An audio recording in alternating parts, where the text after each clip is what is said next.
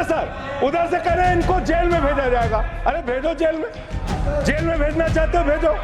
हम उम्मीद करते थे कि अभिषेक बनर्जी जी जब भाषण दे रहे थे तो वो कहते कि पश्चिम बंगाल में महिलाओं के चिरहरण का जो वीडियो वायरल हो रहा है उस पर क्षमा मांगते, इस देश से उस पर इस देश से क्षमा मांगते, वे नहीं मांगे। इतना काम हमारे आजादी के बाद 60 सालों में भी हिमाचल प्रदेश में नहीं हुआ था। ICTR किसान की चर्चा है, आप नहीं करना चाहते मत कीजिए। आप किसान का अनादर कर रहे हैं, अन्नदाता के छुरा घोंप रहे हैं, मुझे पसंद नहीं है। I don't want this. No, you are provoking. How can I stop them? You are provoking them. और वहां जाके पता चला कि गिद्ध की तरह जैसे लाश को नोचने का काम ये लोग करते थे। लूडो पता नहीं गौरव गोगोई जी और बाकी लोगों ने खेला है कि नहीं खेला है। लूडो खेल के 99 पर पहुंचते हैं और जब सांप काटता है तो 0 पर पहुंच जाते हैं। एक पन्ना खुला है जिस पर लिखी है कभी किसी पुराने दोस्त से रूठने की कहानी। लाश और गिद्ध कहते हुए इस कहानी को सुनाया गया है। बंगाल में महिलाओं के साथ अत्याचार हुआ, ऐसी खबरों से नज़र बचाने की कोशिशों का किसी पे इल्ज़ाम लगाया गया है। राजीव रंजन सिंह उर्फ ललन सिंह ने सांप सीढ़ी का नियम भी समझाया है। 99 का आंकड़ा और वो भयानक सा दिखने वाला सांप। गुस्से में छोटी है ये बात कि कोई जाने वाला है, कहाँ, क्यों, कब। इस राज की पूरी कहानी क्या है? कंगना रनौत के सामने उठे नाराजगी भरे लहजे की वजह क्या है? सब कुछ बताने ही तो हम आए हैं आपका शो संसद में आज लेकर। नमस्ते, मैं हूं सिद्धांत। चलिए शो शुरू करते हैं।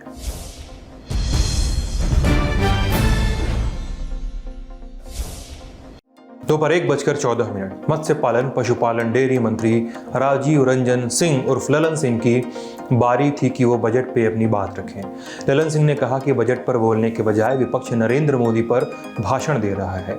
उन्हें यानी विपक्ष को प्रधानमंत्री मोदी की शक्ल नहीं पसंद आ रही है। ललन सिंह ने आगे भी कई बातें कही हैं, सुनिए। 3 दिन से जो चर्चा सदन में चल रही है, ऐसा लग रहा है कि बजट पर भाषण देने के बजाय नरेंद्र मोदी जी की आलोचना पर यह पूरा बजट भाषण चल रहा है। भाई बजट पर बोलिए। और पूरा विपक्ष का जो भाषण का जो टोन है वो यह दर्शाता है कि जैसे नरेंद्र मोदी जी का चेहरा इनको पसंद नहीं आ रहा हो, ये उससे नफरत कर रहे हैं। लेकिन अब अगर आप नफरत कर रहे हैं, आपको पसंद नहीं आ रहा है, तो क्या करिएगा? इस देश की जनता ने उनके चेहरे को पसंद किया और तीसरी बार उनको देश की सत्ता संभालने की जिम्मेवारी दी। जब विपक्ष को निशाने पर लिया गया तो हंगामा होना ही था, लेकिन शोर के बीच ललन सिंह रुके नहीं। उन्होंने अब बताया कि कांग्रेस आरजेडी के साथ कभी गठबंधन तोड़कर जदयू बीजेपी के साथ क्यों आ गई। बात गहरी थी। इस दरमियान कुछ मेज थपथपा रहे थे, कुछ विरोध जता रहे थे। हंगामा तब और तेज हुआ जब ललन सिंह ने विपक्ष को गिद्ध की तरह लाशों को नोच कर खाने वाला बता दिया। इन नश्तरों का कुछ असर हुआ भी है या नहीं, हमने तस्वीरों के विश्लेषण की जिम्मेदारी आप पर छोड़ दी है। सभापति महोदय ये बोल रहे हैं, कुछ दिन हम लोग इन लोगों के साथ भी थे और वहां जाके पता चला कि गिद्ध की तरह जैसे लाश को नोचने का काम ये लोग करते थे। और हम लोग विदा हो गए, प्रणाम करके इधर चले आए कि भैया वही काम करते रहो। अंदर में गठबंधन के अंदर ये लोग लॉबी चलाते थे और लॉबी चला के कैसे किसका मतफटौल करावे इसकी योजना बनाते थे। हम लोगों ने प्रणाम किया, इधर चले आए, तो इसलिए छोड़ दीजिए। बातों का सिलसिला आगे बढ़ा। ललन सिंह बहुत आहिस्ते से तंज को नसीहतों की चमकीली पन्नी में लपेटकर विपक्ष की ओर उछाल दे रहे थे। 99 के आंकड़े को उन्होंने लूडो वाले गेम से समझाया, वही खेल जो हमने बहुत खेला है, अब भी खेलते हैं। सांप सीढ़ी, सांप काट ले तो नीचे उतर जाना होता है और सीढ़ी पकड़ के ऊपर चढ़ना होता है। ललन सिंह ने कांग्रेस सांसद गौरव गोगोई से भी पूछा कि लूडो तो खेला है ना। 99 का आंकड़ा बड़ा खराब होता है सभापति महोदय। लूडो पता नहीं गौरव गोगोई जी और बाकी लोगों ने खेला है कि नहीं खेला है। लूडो खेल के 99 पर पहुंचते हैं और जब सांप काटता है तो 0 पर पहुंच जाते हैं। यही हाल है। तो इसलिए जरा इनको मन की शांति को जितना जल्दी ये शांत कर ले और देश की सच्चाई को जितना जल्दी ये स्वीकार करेंगे उतना ही इनके लिए चैन मिलेगा, इनको भी चैन मिलेगा और देश को भी चैन मिलेगा। ललन सिंह ने अब टीएमसी सांसद अभिषेक बनर्जी पर निशाना साधा, क्योंकि पिछले दिनों उन्होंने हिदायत दी थी कि कुर्सी के पेटी बांध लो, मौसम बिगड़ने वाला है। ललन सिंह ने अभिषेक बनर्जी से पूछा कि पश्चिम बंगाल से महिलाओं के अत्याचार के वीडियोस वायरल होते हैं, उन्हें वो नजर आता है या नहीं। ललन सिंह बताने की कोशिश कर रहे थे कि बंगाल में होने वाले अपराधों की तस्वीर भी पूरे देश तक पहुंचती है, लेकिन उन तस्वीरों पर हमेशा टीएमसी चुप्पी क्यों साधे रखती है, क्यों इन तस्वीरों पर माफी नहीं मांगी जाती है। हमको आशा करते थे, हम उम्मीद करते थे कि अभिषेक बनर्जी जी जब भाषण दे रहे थे तो वो कहते कि पश्चिम बंगाल में महिलाओं के चिरहरण का जो वीडियो वायरल हो रहा है उस पर क्षमा मांगते, इस देश से उस पर इस देश से क्षमा मांगते, लेकिन नहीं मांगे, नहीं मांगेंगे, नहीं मांगेंगे, क्योंकि पश्चिम बंगाल में वो जैसे चिरहरण हो रहा है, महिलाओं पर अत्याचार हो रहा है और जो आम लोगों पर अत्याचार हो रहा है वो उनको नहीं दिखता है। इन दिनों सदन में खूब भविष्यवाणी की जा रही है, समझाया जा रहा है कि भविष्य क्या होगा। एक नेता का नाम लेते हुए ललन सिंह ने भी सदन में कहा है कि ये तो जाने वाले हैं, कहां कब क्यों नहीं पता, लेकिन इस बात को सुर्खियों ने शायद पकड़ा जरूर होगा। बैठ जाइए ना जयप्रकाश जी, बैठ जाइए ना, बैठ जाइए। हुड्डा जी अंदर जाने वाले हैं, बैठिए।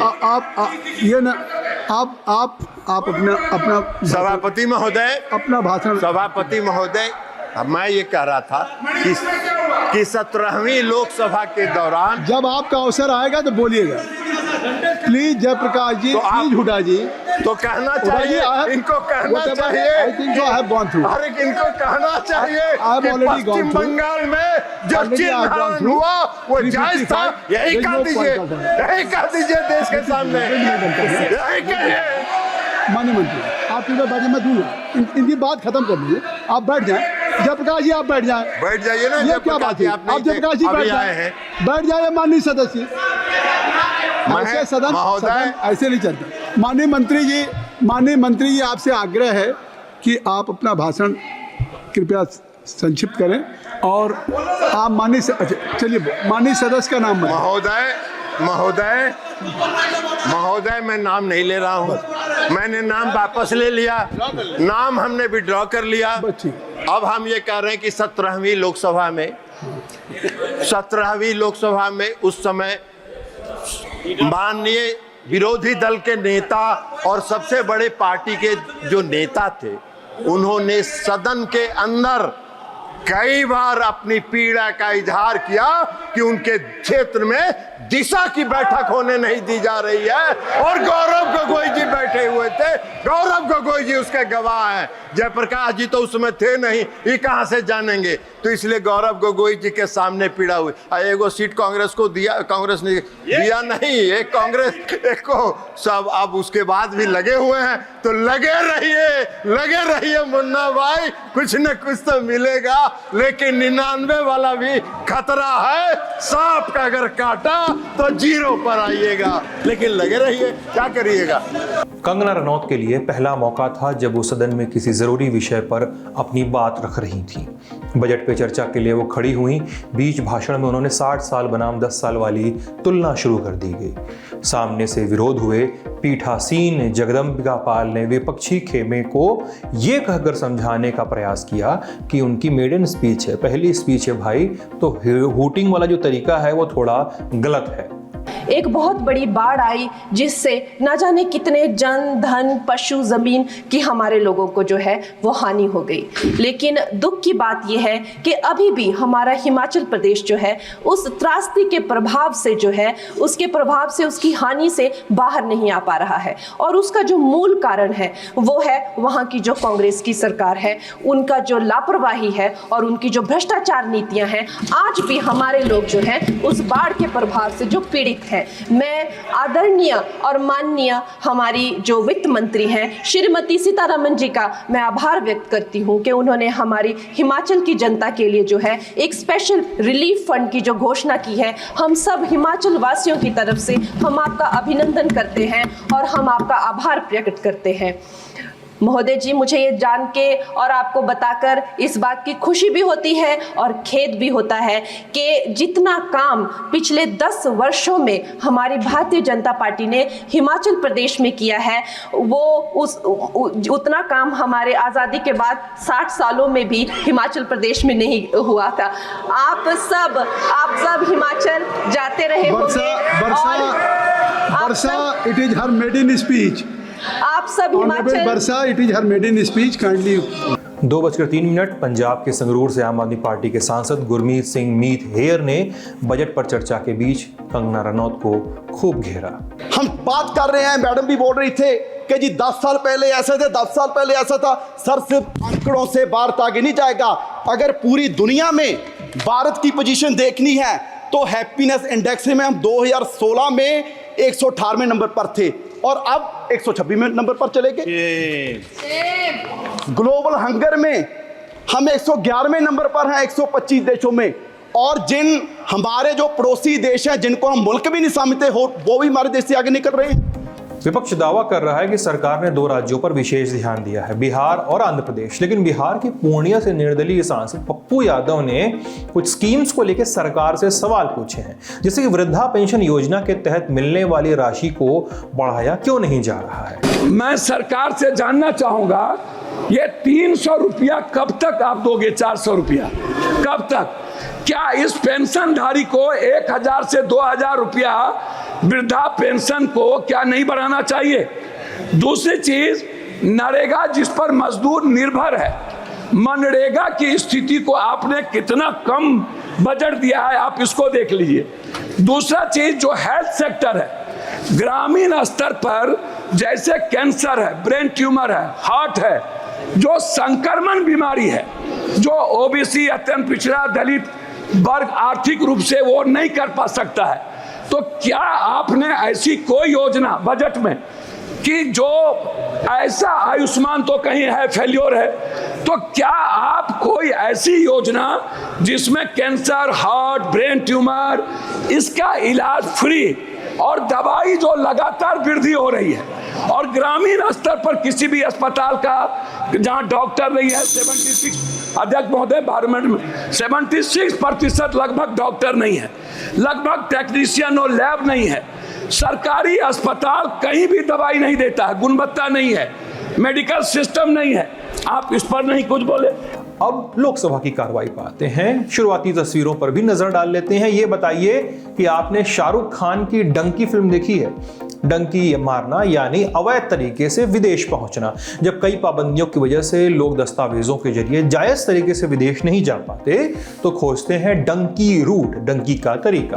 प्रश्नकाल शुरू हुआ तो कांग्रेस सांसद दीपेंद्र हुड्डा ने इसी को लेकर, इस डंकी को लेकर सदन में विदेश राज्य मंत्री कीर्तिवर्धन सिंह से सवाल पूछे। क्या विदेश मंत्रालय को इस बात की जानकारी है कि सर पिछले चंद वर्षों में बिना वीज़ा के जोखिम के रस्तों से लाखों की तादाद में हमारे देश के कई प्रदेशों के नौजवान, जिसको डोंकी का रास्ता कहते हैं, बेरोजगारी से, हताशा से विदेशों की तरफ जा रहे हैं। यूएस, केवल एक मैं यूएस का उदाहरण देता हूं। Custom and border patrol CBP US के अनुसार 97,000 भारतीय नागरिक यूएस के दोनों पनामा के जंगलों के रास्ते मेक्सिको बॉर्डर से या कनाडा के थ्रू यूएस के अंदर पिछले एक वर्ष में उन्होंने उनको चेक किया है। अमानवीय परिस्थितियों से गुजरते हुए नौजवान जाते हैं। आज अभी यूएस में, अकेले यूएस में 15 लाख ऐसे भारतीय नागरिक हैं जो अनडॉक्यूमेंटेड हैं। क्या विदेश मंत्रालय उनकी समस्याओं को, जो सामना उनको करना पड़ रहा है, उसके बारे में संवेदनशील है? यदि हाँ तो क्या कर रहा है उनकी मदद के लिए? सदर जी का जो क्वेश्चन है sir, that relates more to the visa curtailing done by the US. वो लोग अपने सिस्टम को इतना सख्त रखे हुए हैं कि हमारे सिटीजन्स को, जो उनको जाना ही है, वो तमाम तरीके के मेथड्स अपनाते हैं sir, but we can't be held responsible for that. जब आप विकसित देश की परिभाषा खोजते हैं तो ज़रूरी हो जाता है कि देश में स्वास्थ्य सुविधाएं कितनी पर्याप्त और पुख्ता हैं, इसकी भी सुध ली जाए। हमने अपने गांवों, कस्बों, स्वास्थ्य केंद्रों के हालात देखे हैं। महाराष्ट्र के सोलापुर से कांग्रेस सांसद प्रणीत सुशील कुमार शिंदे ने सदन में एक विषय रखा, बताया कि प्राइमरी हेल्थ सेंटर्स किन हालातों में चल रहे हैं, पूछा कि इनको कब सुधारा जाएगा। सवाल जवाब सुनते हैं।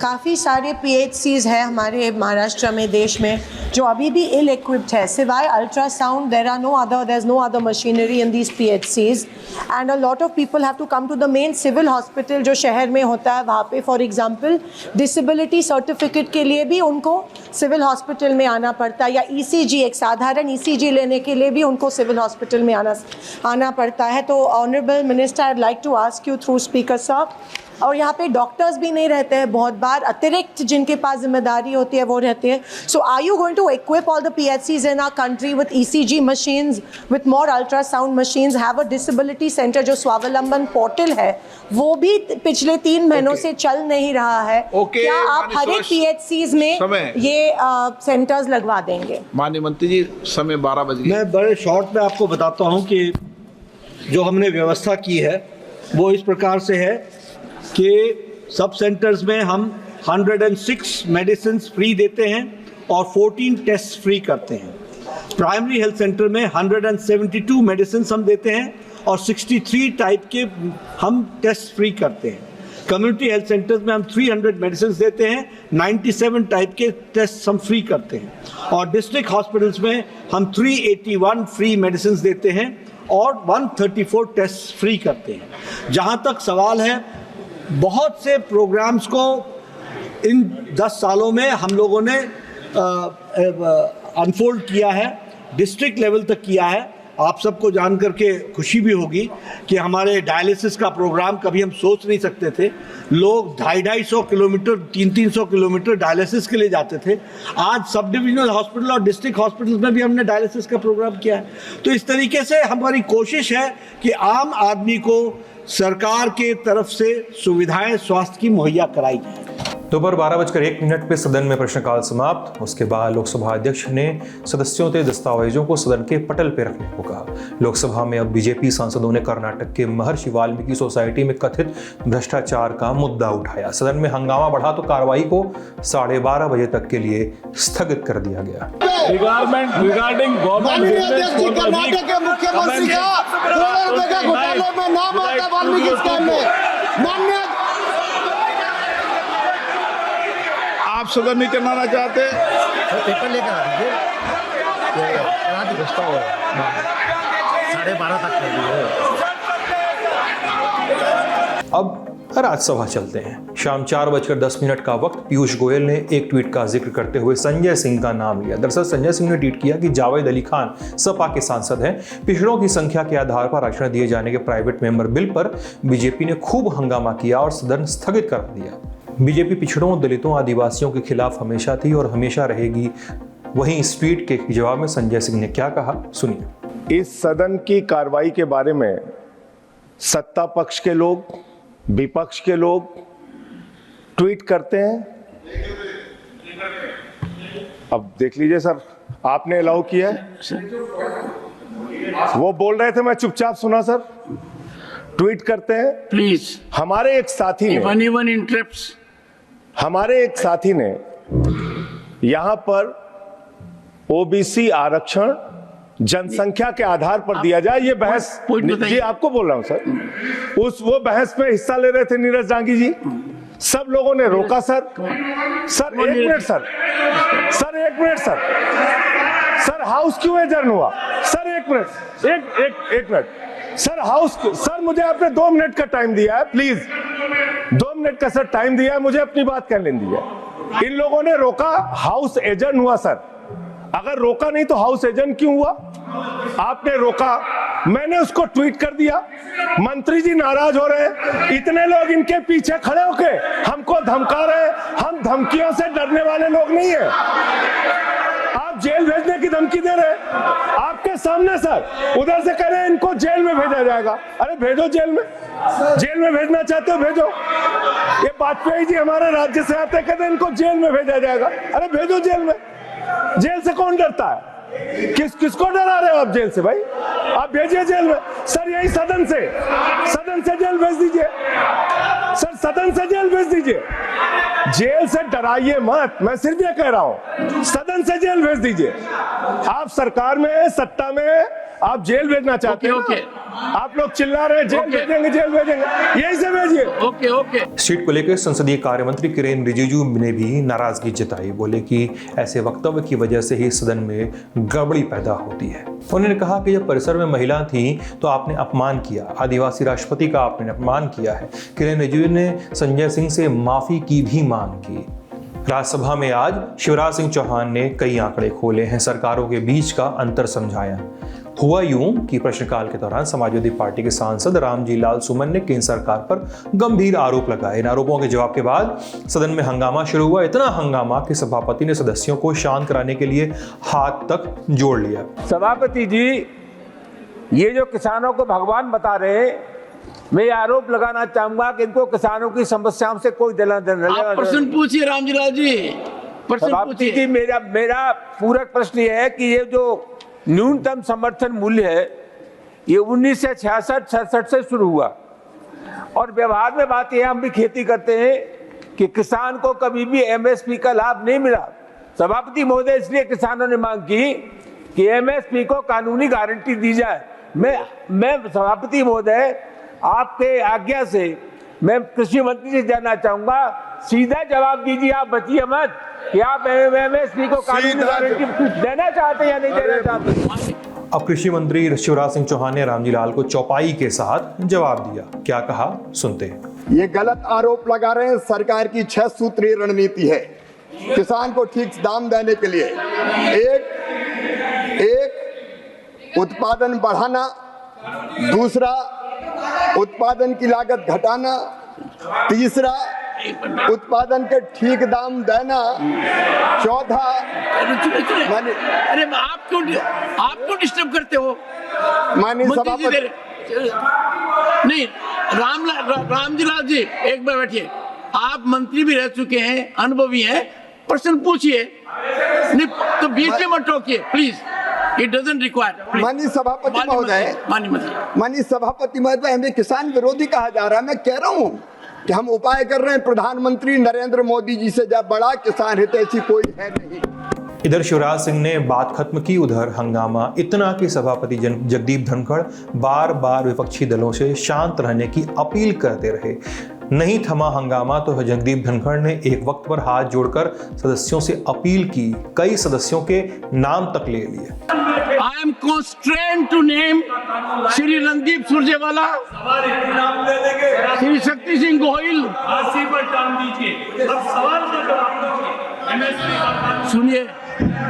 सुनिए, जो फांसी पर टांगने के काम करते हैं या किसान को फांसी पर टांग रहे हैं। आप चर्चा नहीं करने दे रहे, आप किसान की चर्चा नहीं करने दे रहे, क्या कर रहे हैं?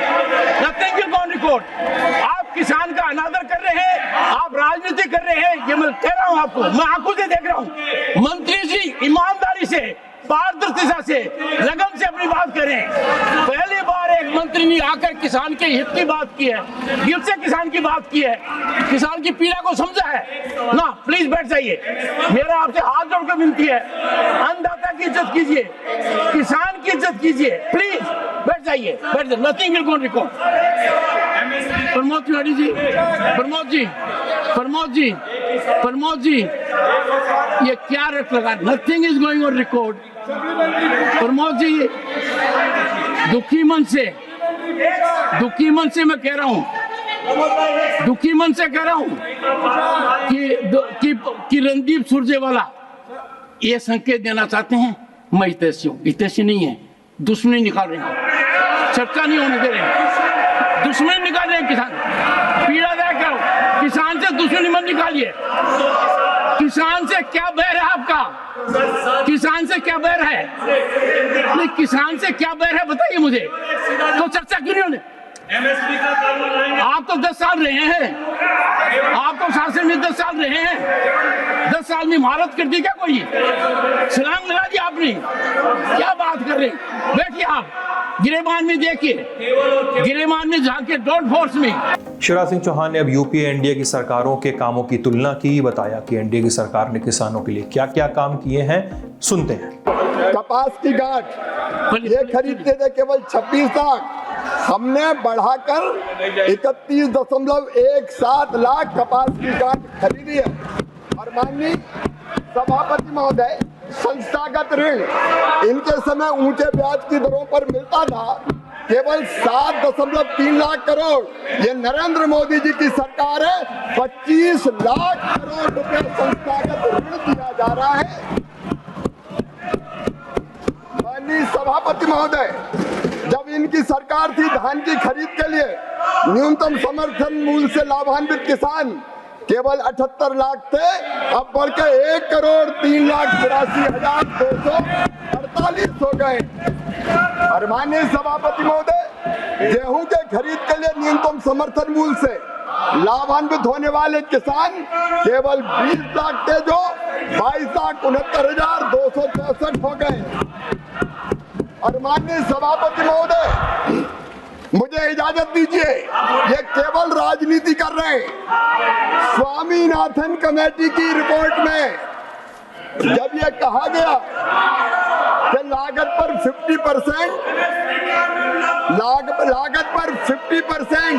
मुनाफा देकर समर्थन मूल्य घोषित करना चाहिए, यूपीए की सरकार ने, जब मनमोहन सिंह प्रधानमंत्री थे, उन्होंने साफ तौर पर यह कैबिनेट नोट है, मैं इसको सामने सदन के रखना चाहता हूं।